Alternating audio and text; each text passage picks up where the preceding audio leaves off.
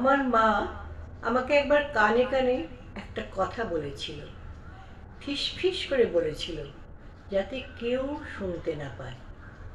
আমার কানটাকে টেনে কাছে এনে বলেছিল, কাউকে বলবি না তো? আমি বললাম, কি? আগে বল, বলবি না? আমি বললাম, না, বলবো না। মা বলল, দুর্গার কটা হাত? আমি বললাম, 10টা। মা বলল, কোনো দিন দুর্গার 10টা হাত ছিল না। প্রথম দিন 2টো ছিল, তারপর দিন 3টে হলো, তারপর দিন 4টে। এভাবে কি একটার পর একটা হাত গজায় কারো? 2টো হাত নিয়ে পৃথিবীতে এসেছিস, কোনো দিন 4টে হাত হবে না। দুর্গার হাত প্রথমে 2টো ছিল, আজও 2টো আছে, 100 বছর পরেও 2টো থাকবে। যেদিন কথাটা ফিসফিসিয়ে বলেছিল, সেই ফিসফিসানির বয়স 100 বছর না হলেও 50 বছর হলো। মাকে কথা দিয়েছিলাম কাউকে বলবো না, বলিনি, আজ লিখলাম। আমার মা পাবনা থেকে পালিয়ে আসা একটি মেয়ে, যে কিনা সীমান্ত পেরুনে বাবার সঙ্গে বামাল ধরা পড়ে তপ করে জিজ্ঞেস করেছিল রাইফেলধারীকে, তোমরা এপারে তুলসী লাগাতে দেবে তো? সেটা ছিল কোজাগরির আগে। দীপাবলিতে কোনো দ্বীপ জ্বলেনি সেবার। আর আমার মা স্কুল কলেজে যায়নি কোনো দিন, কিন্তু গীতার এক একটি অধ্যায় রোজ পুকুরে ডুব দিয়ে উঠে ভিজে কাপড়ে বলতে বলতে তুলসী গাছে জল দিত। 50 বছর আগে মায়ের কথাটা হুবহু মনে পড়ছে। দুর্গার 10 হাত ছিল না, আজও নেই। ফিস ফিস করে নয়, এসপ্ল্যানেডে দাঁড়িয়ে মাইকে মাইকে বলতে ইচ্ছে করছে মায়ের কথাটা। দুর্গার 2টো হাত, তাকিয়ে দেখুন, সেই যে কাজ দিয়ে দুর্গা করেছেন সেই 10টা হাত থাকলেও অনেকে সেটা পারবে না। এটাই এখানে মেটাফরিকের জয়, রূপকের উত্থাপন। যে মানুষ কল্পনা করেছিল 10 হাতের, তিনি একজন বড় মাপের কবি। বাল্মীকির সমান আমাদের পাড়ায় থাকতেন শিউলিদি। বউ হয়ে এসেছিলেন, কিন্তু সে বাড়িতে কোনো রোজগার নেই।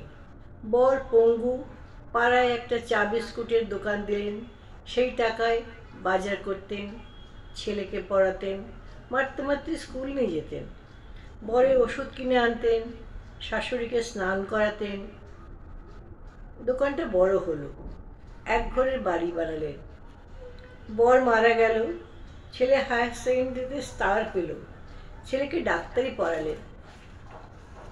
ছেলে এখন কলকাতায় প্রতিষ্ঠিত চিকিৎসক। এই শিউলিদি যদি 10 হাত না থাকে, তো কার 10,000 হাত আছে? এই শিউলিদিকে আমি যদি দুর্গা বলতে না পারি, তাহলে মাটির দুর্গাকে সারা জীবন প্রণাম করে কি হবে?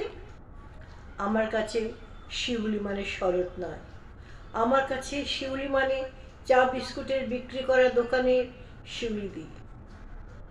আর যে মেয়েটি কাঁখে ছেলে নিয়ে মাথায় 8টা ইট নিয়ে প্রমোটারের বাড়ি বানাচ্ছে, সে কি দুর্গা নয়?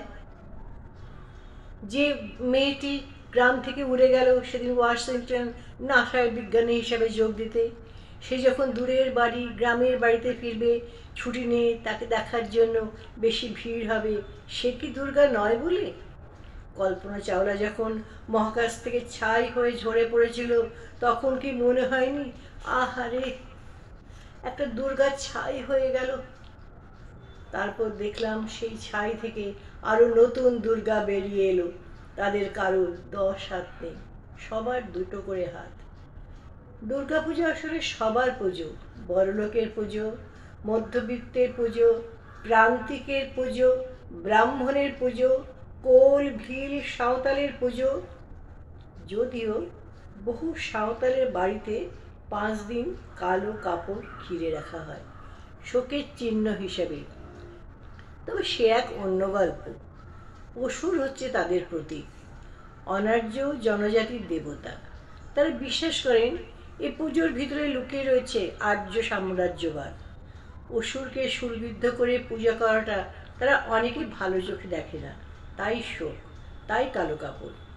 যে কোনো উৎসবের পেছনে থাকে একটা না একটা পরাজয়ের কাহিনী, বশ্যতার কাহিনী, ক্ষমতা দেখানোর উল্লাস। কিন্তু দুর্গা, আমার চোখে হাজার হাজার লক্ষ কোটি মেয়ের উঠে দাঁড়ানোর গল্প। প্রতিটি মেয়ের মধ্যে একটি লুকোনো দুর্গা আছে, প্রতিটি মেয়ের মধ্যে 8টা লুকানো হাত আছে। একটা একটা করে সেই হাত বের করে সে নিয়ে আসার নাম দুর্গা পুজো, আর সেই পুজোর গন্ধের নাম শিউলি।